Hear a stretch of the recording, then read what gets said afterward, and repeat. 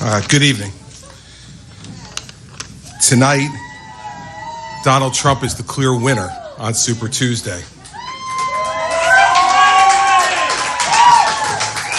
But the win is important for our country.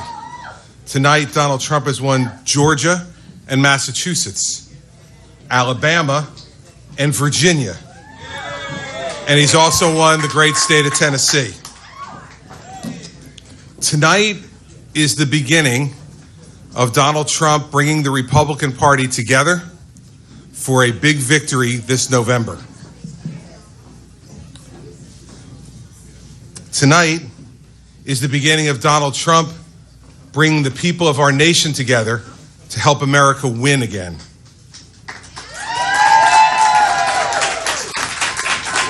And tonight, in all those states who supported Mr. Trump today, all the ones who voted across this country, our message is to begin to get ready for the fight that is coming this fall.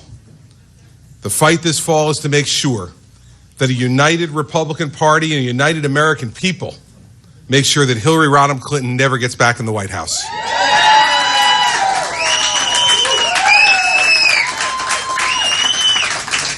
Since June 16th, when Mr. Trump declared his candidacy, he has shown himself to be tough and strong and bold. He's shown himself to be a fighter, a leader who speaks plainly to the American people. He has listened to the American people.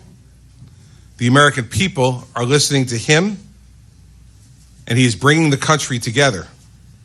That, ladies and gentlemen, is not a campaign, it's a movement.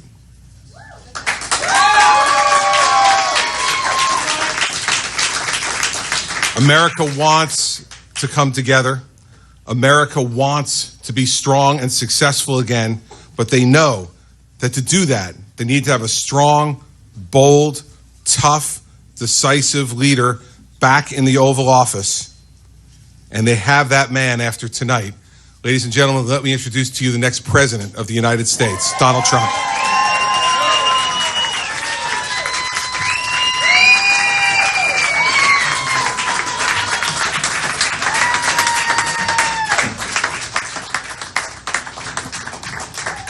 Chris, thank you very much. I appreciate it. This has been an amazing evening. Already we've won 5 major states, and it looks like we could win 6 or 7 or 8 or 9. It's really been great. I want to congratulate Ted on the winning of Texas. He worked hard on it, and I know how hard he worked, actually. And so I congratulate Ted Cruz on that win. That was an excellent win. We're going to make America great again, folks. We're going to make it great again. And, you know, I watched Hillary's speech, and she's talking about wages have been poor and everything's doing badly, but we're going to make it. She's been there for so long. I mean, if she hasn't straightened it out by now, she's not going to straighten it out in the next 4 years. It's just going to become worse and worse. She wants to make America whole again, and I'm trying to figure out what is that all about. Make America great again is going to be much better than making America whole again. So I just want to say that this was an exciting evening. It's so great to be in Florida. It's so great to be at Mar-A-Lago with friends and the press and the media and everybody.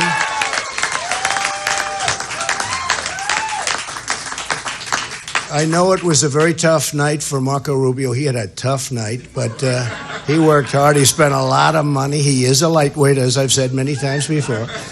But you know what? We're going to go to Florida. We're going to spend so much time in Florida. We've got about a 20-point lead. I know that a lot of groups, a lot of the special interests, and a lot of the lobbyists and the people that want to have their little senator do exactly as they want, they're going to put $20 or $25 million into it over the next 2 weeks from what just came over the wires. And frankly, I think that's fine. As far as I'm concerned, it's fine. And if he wins, they'll have total control. But he's not going anywhere anyway. But we'll see what happens. But we're going to spend a lot of time in Florida. The Virginia win was just a great win because it's a place that is just spectacular and a place that we have big investments in, as we have in Florida. Remember, we have thousands of employees in Florida, all along Miami, Doral and Mar-a-Lago and so many other places. And it's been an amazing place to invest. It's been amazing to have so many wonderful employees, some of whom are here tonight, really urging us on. And, you know, I have thousands of employees all over the country, actually all over the world. But for purposes of tonight, we'll just say all over the country.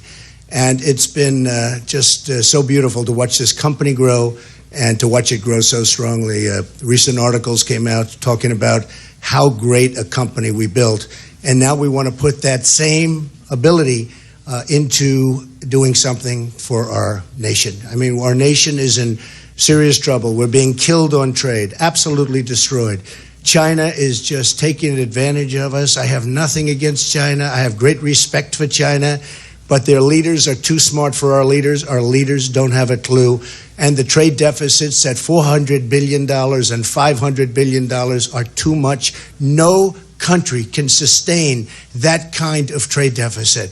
It won't be that way for long. We have the greatest business leaders in the world on my team already, and believe me, we're going to redo the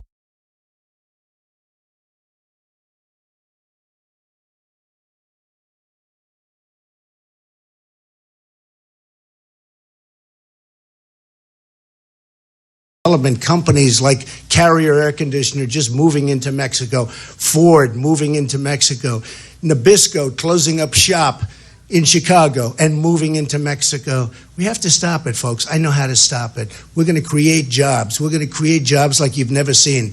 We're going to lower taxes. I have a plan that Larry Kudlow and so many others think is the best plan they've seen. We're going to lower taxes substantially for the middle class. The middle class has been forgotten in our country. It really helped and really probably was the predominant factor in making our country into a country that we all love so much and we're all so proud of. But we've forgotten the middle class, and we're going to lower taxes. We're lowering taxes on business. You look at all the companies that are moving out. When you see Pfizer moving to Ireland, and you see so many other companies constantly, now they're leaving. They used to move from New York to Florida, or they'd move from New Jersey to someplace else, Chris. But now they're moving from here, but not that many people are leaving New Jersey. But Chris understands the problem, fully understands. Now they're leaving from places that they used to move to into other parts of the world. We can't let that happen. Well, we've lost our manufacturing jobs. We've lost our manufacturing. Millions and millions of jobs. Thousands and thousands and thousands of plants, manufacturing plants, warehouses. I mean, we are losing so much. We can't let it happen. I tell the story often about a friend of mine who is in the excavation business, and he always orders Caterpillar. And recently he ordered Komatsu tractors from Japan because they've cut the yen, they've devalued the yen to such an extent that it was virtually impossible for Caterpillar to compete. And I don't want that to happen. That's not going to happen. They shouldn't be allowed to do it. We have tremendous power over everybody because we are really the source. We have great, great power. The problem is we have politicians that truly, truly, truly don't know what they're doing. So we're going to work very, very hard. I'm so honored by this evening. If you would have told me on June 16th, when I was with my wife, Melania, and we came down the escalator in Trump Tower, and it looked literally, well, a little bit like this. You have a lot of cameras here tonight. It looked literally like the Academy Awards. I never saw so many cameras in my life. And it takes courage to run. I'll tell you what, it takes a lot of courage to run for president. I've never done this before. I've been a job producer. I've done a lot of things, but this is something I've never done. But I felt we had to do it. When you look at the incompetence of the Iran deal, where we give $150 billion, we get absolutely nothing. When you look at all of the problems our country has, and you look at our military, which is really being depleted, rapidly depleted, we're going to make our military bigger and better and stronger than ever nobody's going to mess with us, folks. Nobody.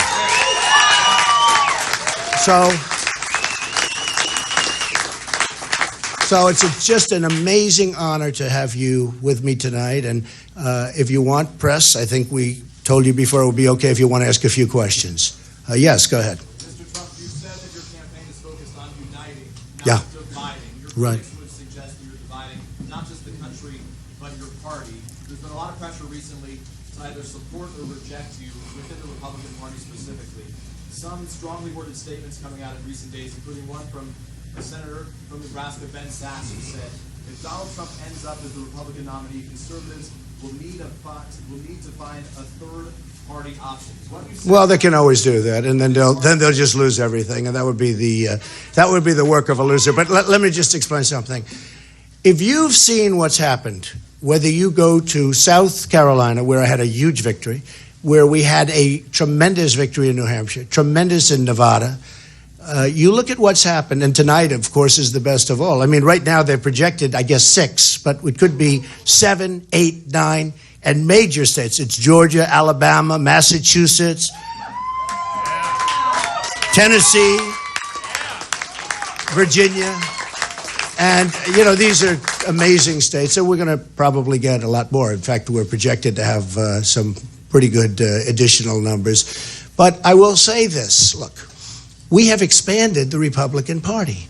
When you look at what's happened in South Carolina and you see the kind of numbers that we got in terms of extra people coming in, they came from the Democratic Party or the Democrat Party, and they're Democrats and they're longtime Democrats, and they were never going to switch, and they all switched, and they were independents. And we've actually expanded the party. Look at the number of votes we had in that area as an example.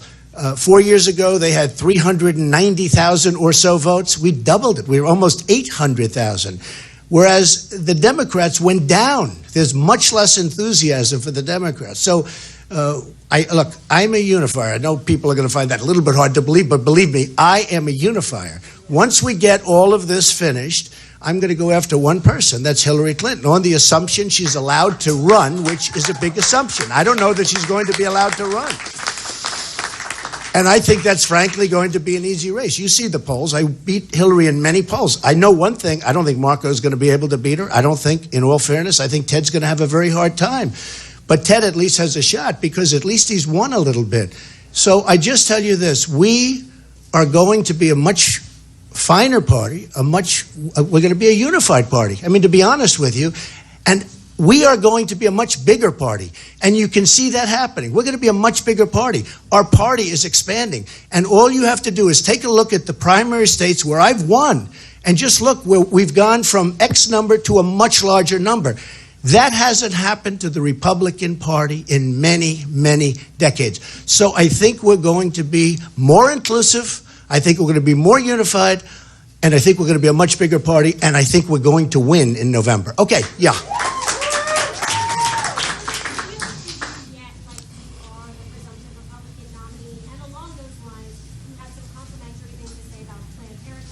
Right. Are you trying to adjust your tone to a more general election? I'm just doing what's right. Look, Planned Parenthood has done very good work for millions of women. And I'll say it, and I know a lot of the so-called conservatives, they say that's really, because I'm a conservative, but I'm a common sense conservative. But millions of women have been helped by Planned Parenthood. But we're not going to allow and we're not going to fund as long as you have the abortion going on at Planned Parenthood. And we understand that. And I've said it loud and clear. And we'll see what happens. But Planned Parenthood, millions of people, and I've had thousands of letters from women that have been helped. And this wasn't a setup. This was people writing letters. I'm going to be really good for women. I'm going to be good for women's health issues. It's very important to me. Very important to me. And maybe that's not a perfect conservative view, but I can tell you one thing. I'm more conservative than anybody on the military, on taking care of our vets, on the border, on the wall, on getting rid of Obamacare and coming up with something much, much better, and certainly getting rid of Common Core and bringing education to a local level so that you're going to have good education for our children who are being absolutely starved for proper education. So, Sarah, I mean, you know, you can call it what you want, but I am a truth teller, and I will tell the truth, okay? Yeah, go ahead, finish it. Go ahead. I feel awfully good. I mean, I'm watching your people. I'm watching your people on, and I'm going to be very nice. I'm going to be very nice. I'm watching your people on CNN, and I'm watching the Fox people, and I'm watching the MSNBC people, too.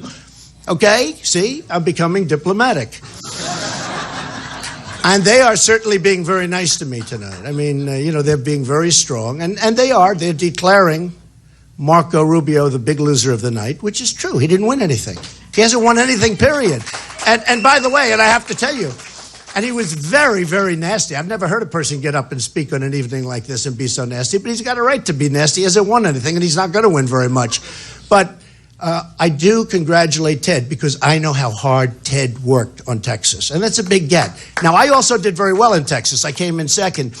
And one of the things my son Eric told me, which I didn't even realize, is that not only did I win most of the states, and some are coming in, and I'm expected to win them, but I came in second. I came in no worse than second. So it wasn't like I won and then I disappeared. The worst I had was a second. So I'm very, very honored by the turnout. Okay? Yes, go ahead.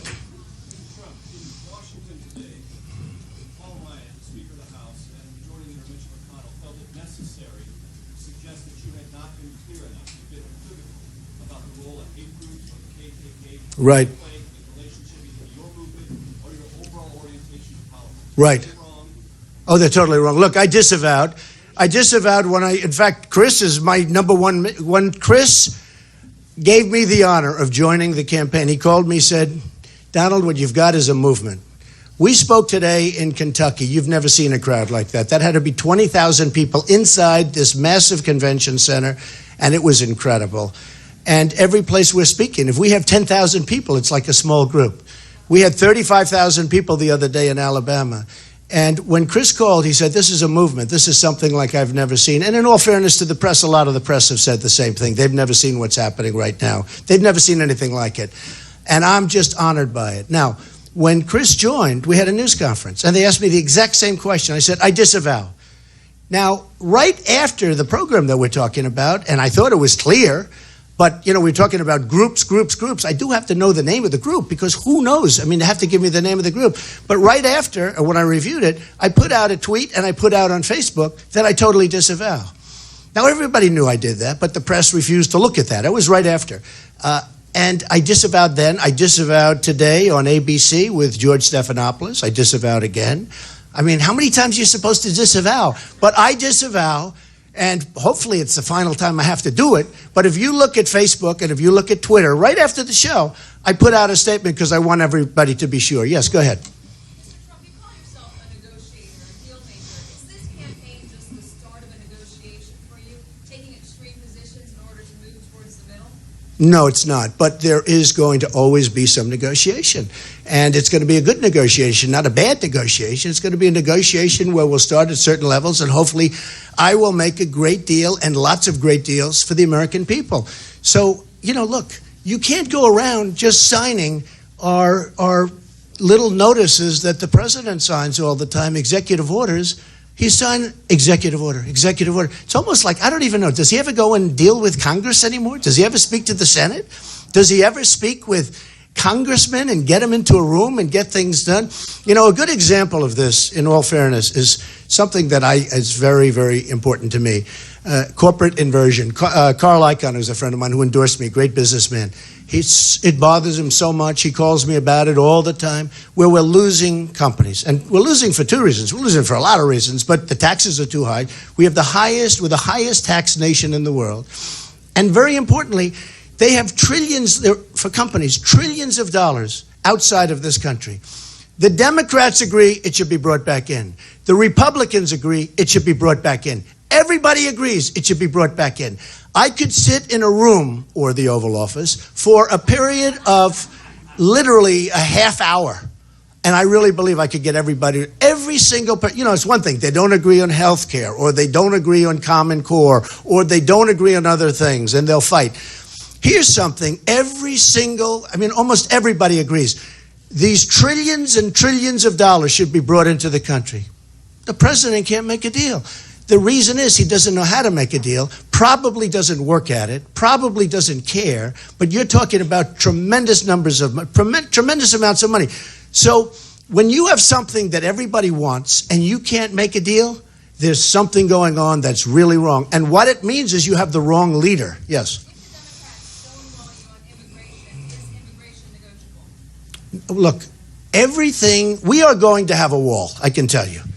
We are going to have a wall. I watched the ex-president of Mexico, the arrogance of this man. And I get along great with the Hispanics. You saw in Nevada, I won in the poll, the Hispanic vote. I have thousands of people that work for me right now that are Hispanic. I've had thousands and thousands over my lifetime. These are great people. The Mexican leaders are too smart for our leaders. And you saw it. Vicente Fox, first of all, he used a word that you should never have. If I ever used that word, you folks would have never, ever, ever let me get away with it. Nobody even talked about the word he used, and this is the ultimate word. But he was angry at the concept of somebody saying that they were going to pay for the wall. Mexico's going to pay for the wall. We have a trade deficit with Mexico of $58 billion a year. $58 billion. The wall is going to cost $10 billion.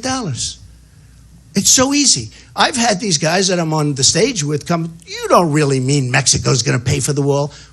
As sure as you're standing there, 100% Mexico's going to pay. 100%. And the reason is I'm a businessman. I know how to do this. Politicians are all talk, no action. It's not going to, except for Chris Christie, of course. It's not, look, it's not going to happen. It's not going to happen with these people. So when you think of it, and then they say, you'll never be able to build a wall. Well, it's 2,000 miles, but we really need 1,000 miles. The Great Wall of China, built 2,000 years ago, is 13,000 miles, folks. And they didn't have Caterpillar tractors, because I only want to use Caterpillar if you want to know the truth. Or John Deere. I buy a lot of equipment from John Deere. I love John Deere too. But they didn't have tractors. They didn't have cranes. They didn't have excavation equipment. The wall is 13,000 miles long. We need 1,000 miles. And we have all of the materials. We can do that so beautifully. And this is going to be a serious wall. This is going to be a high wall. This is going to be a very serious wall. We're going to stop drugs from coming into New Hampshire. You know, when I won New Hampshire, those people were so incredible to me. And when you go, you wouldn't believe it because it's so bucolic, so beautiful. You look at the fields and you look at everything. It's so beautiful. And yet you go to a meeting in New Hampshire, their number one problem is heroin. The heroin is pouring in, and they have so many of their young people and other people addicted. And I told them, I'm going to stop it. I'm going to stop it. We're going to have a strong border, and I mean strong. And by the way, speaking of people are going to come in, and they're going to come into this country, but they're going to come in legally, okay? I have a lot of respect for Rick Scott. I don't know about his endorsement, but he's a friend of mine. I have a lot of respect for Rick Scott. Yeah. What? Got to find out what's going on. We've got a big problem. We have a big, big problem. I'll tell it like it is. We have a big, big problem. We got to figure it out. We're going to figure it out. Radical Islamic terrorism, big, big problem. Not only for us. You take a look at Germany. You take a look at Sweden. You take a look at Brussels. You look at some of these places, it's like a disaster. And we're not going to allow people to come into our country who we have no idea who they are. We have no idea where they come from. They have no paperwork. They're young and they're strong. You look at that migration line. They're young, they're strong, they're powerful. And you say, why aren't they back fighting for their country? Now, with all of that being said, I feel strongly. I have a bigger heart than anybody. We're going to build a safe zone. It's going to be in Syria.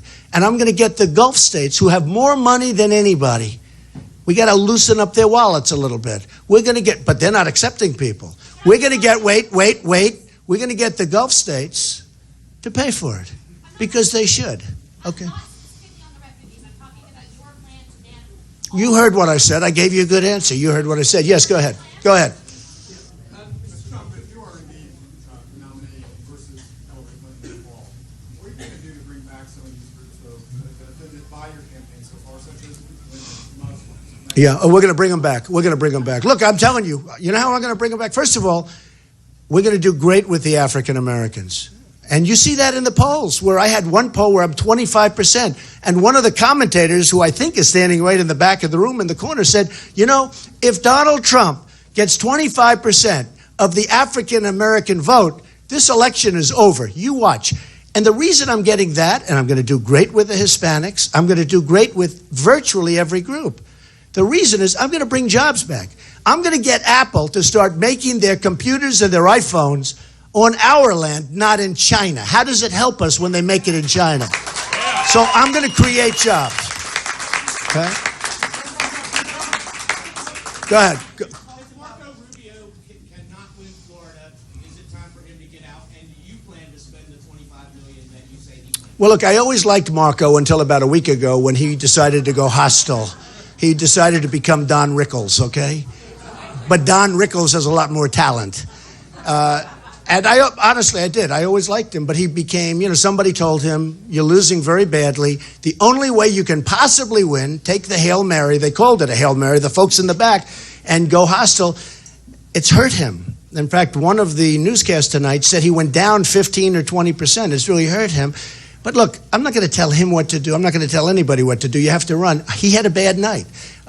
According to CNN, Fox, I watched their broadcast. They say the loser of the night was Marco Rubio. And it's true. He didn't win anything. He hasn't won. I mean, at least you can say that Ted has won something. And, Marco has not won. You've got to be able to win. You can't talk. These politicians, all talk, no action. You got to be able to win something. He hasn't won anything. And he actually hasn't come very close. So we'll see what happens. Yes, go ahead. Go ahead. Major's question earlier was about working with Congress. You criticized President Obama for not working with Congress, but you dismissed the criticism from Speaker Ryan and from Senate Majority Leader McConnell, who say that you were equivocating about this issue with these hate groups. I wasn't equivocating. Let's not ask it again. How many times do I say, listen, who are you, by the way? Who are you with? Okay, very good. Good job. Look, I don't want to waste a lot of time. I've disavowed. I'm going to get along great with Congress, okay? Paul Ryan, I don't know him well, but I'm sure I'm going to get along great with him. And if I don't, he's going to have to pay a big price, okay? Okay. Yeah, go ahead. Go ahead, on the right. Go ahead. Yes.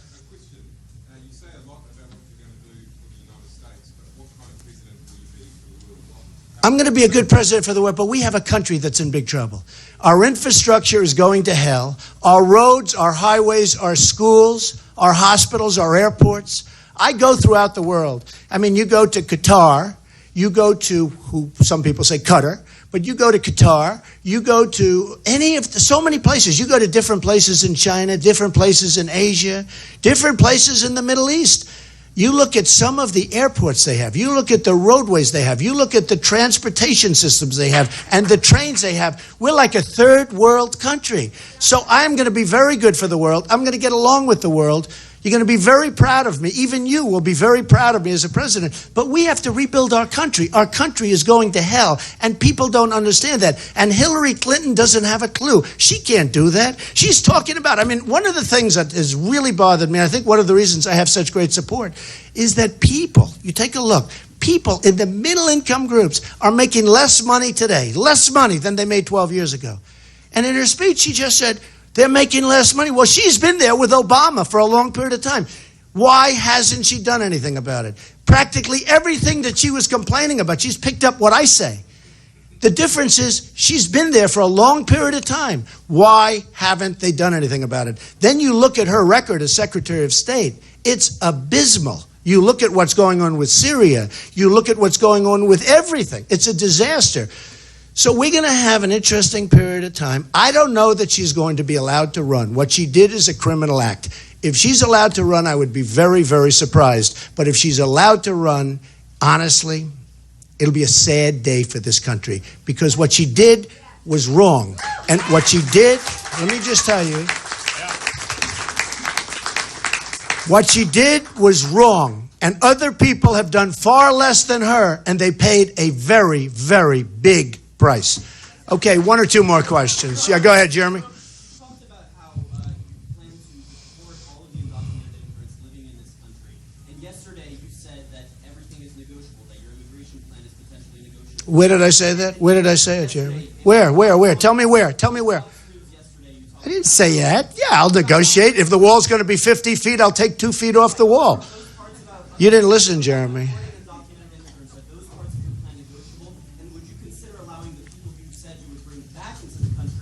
would you allow them to stay in the country without having to leave the country? At this moment, absolutely not. No, we either have a country or we don't. We have a country or we don't. We have borders or we don't have borders. And at this moment, the answer is absolutely not. Okay, how about one or two more questions? David, go ahead. Make it a nice question, David, please. We're hearing some suggestions, including some from a few of your former aides, that some people inside the Republican National Committee are considering monkey wrenching with your delegates at the state level, trying to clear you away, and maybe even putting it. I think, David, okay, go ahead. At the end of the night, you may very well have maybe sewed up 10 of the 15 states at this point. Is that enough of a brushback pitch that the RNC should just commit to honoring their agreement with you, or do you expect them to welcome that? Well, look, I don't expect. I have a lot of respect for Reince and for the group, and I like the RNC, and I don't know that I've been treated fairly or not. I really don't know. I can't tell you that, but I can tell you that I do respect them. What I really have is a great number of people. I have millions and millions of people. And when I was watching those broadcasts just a little while ago, before I came in here, because I wanted to see exactly where we were before I started speaking, I was amazed at the kind of numbers. The Republicans have tremendous energy. The Democrats don't. They don't have any energy. Their numbers are down. Our numbers are through the roof. And people are making the statements they've never seen in modern times, a party that was so energized. I think if somebody is doing as well as I'm doing, and I'm not just speaking for myself, whether it's me or anybody else, but if I'm going to win 5, I've already won 5, but maybe it could be 6, 7, 8, 9, could be 9. Could win 9 states tonight. If I'm going to win all of these states with tremendous numbers, and if I'm going to come in, the worst is second in the 2 or 3 that I might not win, I think, we're a democracy. I think it's awfully hard to say that's not the person we want to lead the party, right? It's very hard. But I really think I think it's a great question, David, because I really think that one of the biggest things that everybody is seeing happening, and everybody, is the Republican Party has become more dynamic. It's become more diverse. We're taking from the Democrats. We're taking from the independents. We have a lot more people. We have a lot more people. I mean, take a look at South Carolina. Look at the numbers. Look at the numbers from 4 years ago when nobody even wanted to waste their time and vote. And then you look at I was there, and you had lines that went a mile long, and it was virtually more than doubled. So we have a very, very dynamic party, and I think we're going to be able to unify the party. I hope to be able to get along with everybody. I don't know Paul Ryan well, but I hope to be able to get along with him. I do know Mitch McConnell a little bit, but I hope to be able to get along with him. But remember this, I have millions and millions and millions of people. This isn't like it's a close match. I mean, it's only too bad that winner didn't take all. Because if winner took all, this thing is over. We're just having a celebration. We're having a celebration. So anyway, I would like to, look, I just want to end by thanking everybody. This has been an amazing period in my life. My wife just called, and Ivanka, as you know, is going to be having a baby very soon, and she's a special person, and it's going to be great, and we look forward to that. She's back in New York. She wanted to be here. They all wanted to be here, but they're with Ivanka now, and that could be certainly within the next week. But this has been an amazing period of time. It's been amazing for me, even from an educational standpoint, and I think, honestly, we've done something that almost nobody thought could be done. And I'm very proud of it. And I just want to leave you with this. I am a unifier. I would love to see the Republican Party and everybody get together and unify. And when we unify, there's nobody that's going to beat us. Thank you very much, everybody. Thank you. Thank you very much. Thank you.